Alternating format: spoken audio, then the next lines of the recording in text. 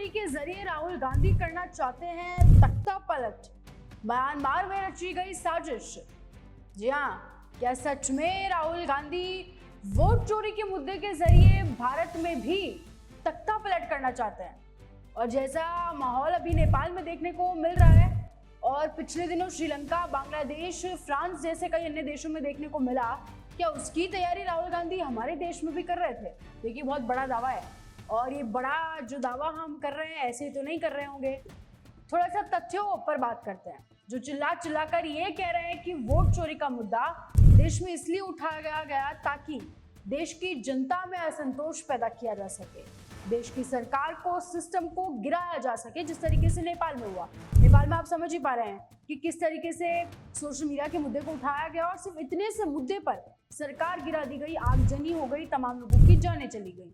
तो क्या हमारे देश में भी ऐसा माहौल क्रिएट करने की, ऐसा माहौल बनाने की कोशिश की जा रही थी? ये बहुत बड़ा सवाल है। और देखिए, इतना बड़ा दावा भी मैं ऐसे तो नहीं कर रही हूँ, तमाम तथ्य, तमाम डेटा हमने जरूर देखा होगा तभी जाकर। और देखिए, बात यहाँ पर बीजेपी कांग्रेस की बिल्कुल भी नहीं है, बात आज हमारे देश की। ये हम क्यों कह रहे हैं वो सुनिए। ट्विटर पर खुरपैच नाम का एक पेज है जिसने खुलासा किया कि 7 अगस्त 2025 को विपक्ष के नेता माननीय राहुल गांधी जी द्वारा वोट चोरी पर एक प्रेस कॉन्फ्रेंस की गई, जो कि पूरे देश में चर्चा का विषय बनी। हमने भी वो आपको वीडियो दिखाया, बड़ा जोरों से राहुल गांधी ने इस मुद्दे को देश में उठाया कि वोट चोरी हो रही है, जो कि वाकई में कई जगहों पर सच भी लगा।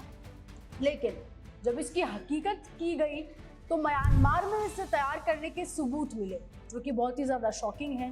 खुरपैच की टीम ने इस पीडीएफ का मेटा डेटा निकाला, जिसमें ये पाया गया कि तीनों भाषाओं की पीडीएफ्स, इंग्लिश, हिंदी और कन्नड़ा में जो पीडीएफ्स बनाई गई थी, इनका क्रिएट डेटा म्यांमार का है, म्यांमार की टाइम जोन में पाया गया है।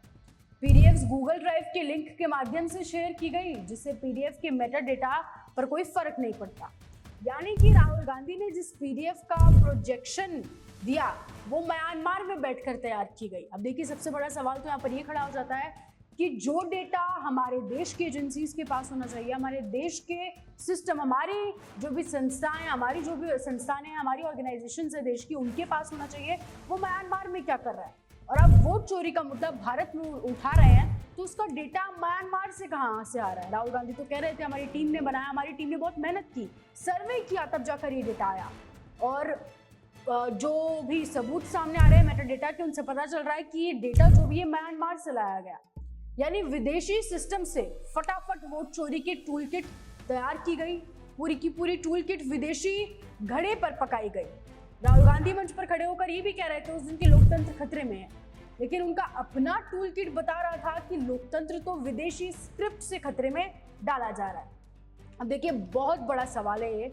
हो सकता है थोड़ा कड़वा हो जो कांग्रेस के समर्थक है, पर यहाँ पे बात भाजपा और कांग्रेस की बिल्कुल भी नहीं है। ये बड़ी जाहिर सी बात है। अगर सोचिए, वोट चोरी का मुद्दा जिस तरीके से, जितना जोर से, जो मोमेंटम भारत देश में राहुल गांधी द्वारा, उनकी टीम द्वारा बनाया गया, वो वाकई काबिल तारीफ था। विपक्ष है, बनाना भी चाहिए, बहुत अच्छा मुद्दा उन्होंने उठाया।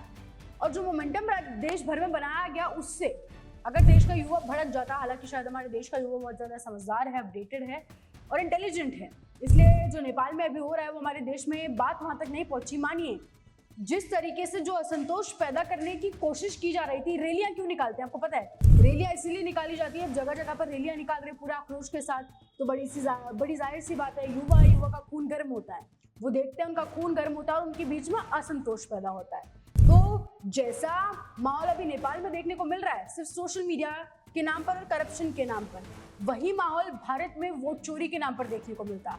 सिस्टम्स जला दिए जाते, सरकार गिर जाती, तख्ता पलट हो जाता और बड़ी जाहिर सी बात है, कांग्रेस को भारत में मौका मिल जाता अपनी सरकार लाने का। ये पूरा एक ही कह लीजिए आउटप्रिंट, ये जो भी हुआ, स्पेशली सबसे बड़ी बात है कि म्यांमार में से डेटा क्यों आया और कैसे आया। अब जो तार ये एक से एक जुड़ रहे हैं, वो यही चिल्ला चिल्ला कर कहते हैं कि राहुल गांधी वही करने की कोशिश कर रहे थे जो नेपाल में हो रहा है, पहले श्रीलंका में हुआ है, फ्रांस में हुआ है, म्यांमार में हुआ है, वैसे ही माहौल हमारे देश में भी पैदा करने की कोशिश की गई।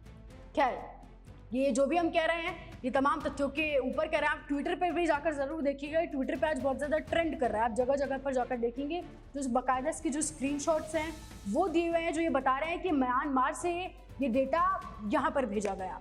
तो ये ट्विटर पे बहुत ज़्यादा ट्रेंड कर रहा है, आप भी ज़रूर देखिएगा। ट्विटर पर इसकी अलग अलग तरीके से जानकारी पूरा डिटेल में मौजूद है, आप ज़रूर उसे देखिएगा। और आप क्या सोचते हैं इस पूरे विषय पर हमें कमेंट सेक्शन में ज़रूर बताएं और ऐसे जुड़े रहें हिंदुस्तान के साथ।